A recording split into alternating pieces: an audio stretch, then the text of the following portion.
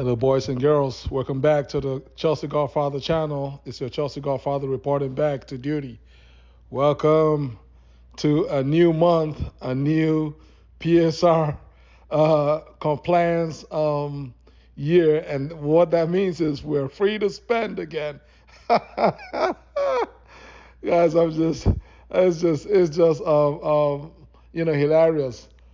First, they were saying that there's no way that we're going to comply with PSR. We need to raise 100 million by June 30th, and that we just couldn't get it done. Well, we got it done, and that's even saying that we needed 100. As it turned out, we didn't really need anywhere near that amount, but just for the heck of it, we went on ahead and raised above and beyond, and we are home free. We're looking good. The books are looking good. Everything's looking sweet, and it's smelling fresh. And now we're ready to just keep it moving, and we're moving on to the next player to fill a need, a Swiss Army knife need, a Swiss Army knife type player, Riccardo CALAFIORI, Ricky Calafiori from Bologna in the Italian Serie A. He's only 22 years old.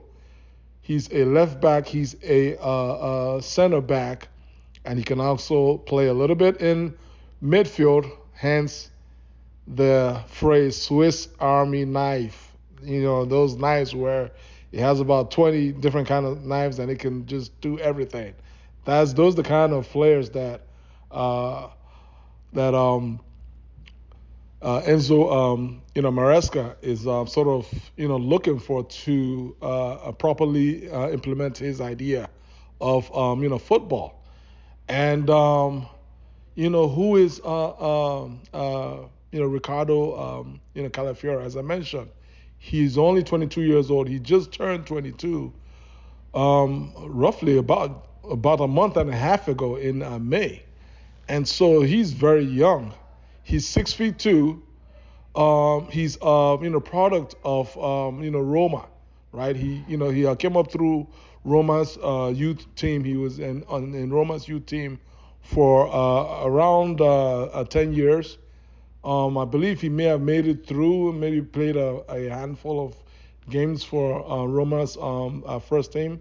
I'm not 100% sure on that, but what I do know is that I believe he was sent out on loan, and then briefly, and then after that he was permanently sold to Basel FC in the Swiss league, Switzerland.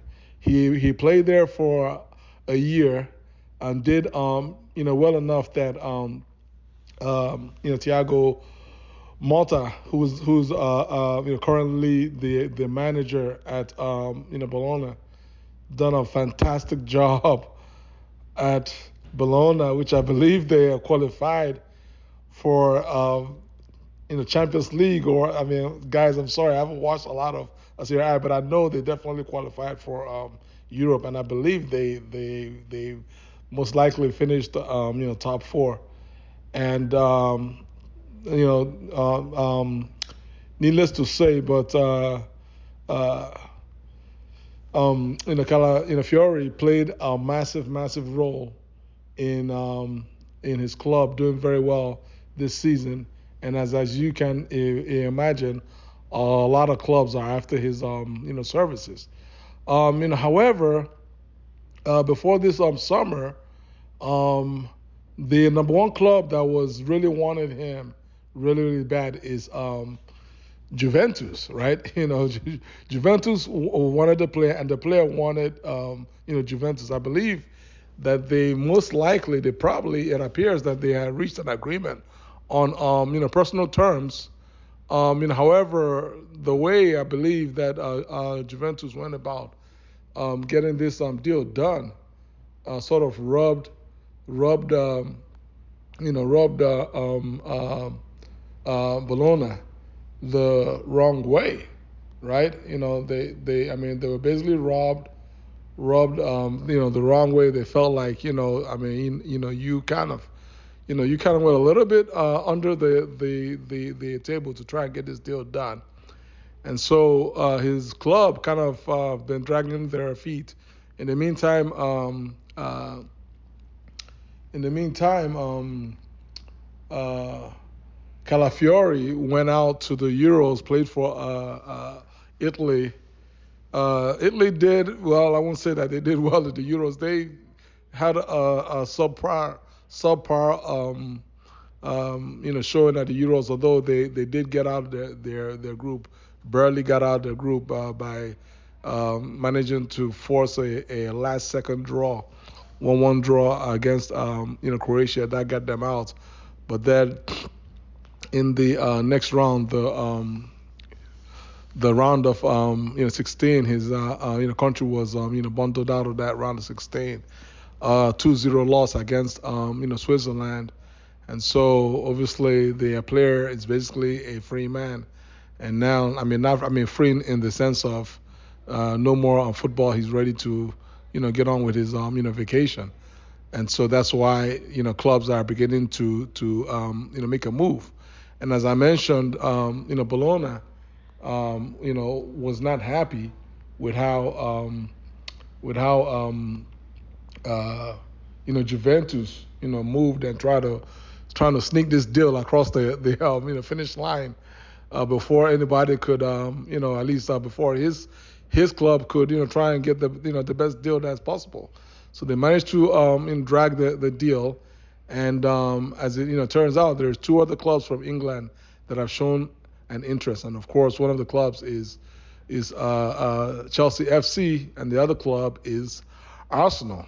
And so that's come on now. I mean, we are Chelsea. We're the big dog in the market, but the reality is, I mean, the Arsenal project is definitely much further ahead than the Chelsea project, right? They're just came literally, a couple points, I believe, a couple points short of winning the Premier League last season, which is super close. And the season before, Arsenal also came up short in pushing City as well. So Arsenal is definitely way ahead of Chelsea in terms of their project. However, Chelsea has made some inquiries, as reported by Fabrizio Romano, and the inquiries are basically, in essence, to determine whether the player has an interest in joining, Chelsea, right? It's more or less, hey, here we are. We have this project. We're obviously not there yet. We just finished sixth last year, still a far away from where we want to be. But you can see what we've been doing and where we are, heading, and that's in essence the message. In terms of salaries, I mean, salary is not. I don't see salary as being an issue. Based on my understanding from prior reports, I mean, he currently only earns around 15,000, just right under 15,000 pounds per week, which is it's paltry. I mean, even if you triple that amount, he's still going to be one of the lowest paid players at Chelsea. So I mean, definitely Chelsea can more than triple his salary, and get the player at a point financially where he's good to go. In fairness to Arsenal, Arsenal can more than match, if not exceed, what Chelsea is willing to pay salary wise. So ultimately, this deal is if it boils down to in a situation between Arsenal and Chelsea, I mean, I'll be honest. Even as much as I'm a diehard Chelsea fan, I see ourselves a little bit behind in this deal.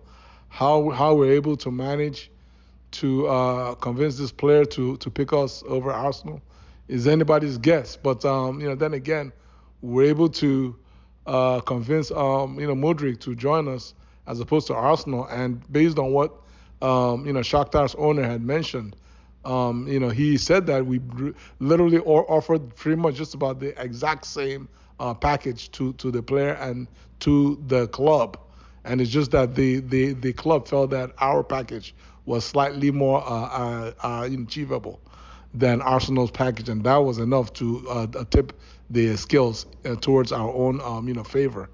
And so, if you're a Chelsea fan, that's what we are hoping for, in terms of trying to get this player to agree to sign for Chelsea.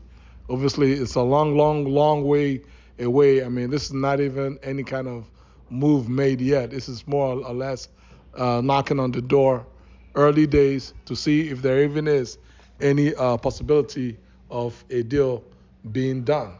So that's all I have today. And then in terms of who does it affect, you guys already know. On the left side, we have Chilwell, we have Cucurella, who's been doing very, very well for Spain, and we have possibly Levi, Colwell. So one of those players might have to find their way out. And based on some reports, it appears that Chilwell might be looking like the odd man out in terms of this sort of left back, hybrid left back musical chair, to see who's going. There's only two chairs there, and then we got three players. So somebody's going to end up with no chair and find their way out and have to go and find another club.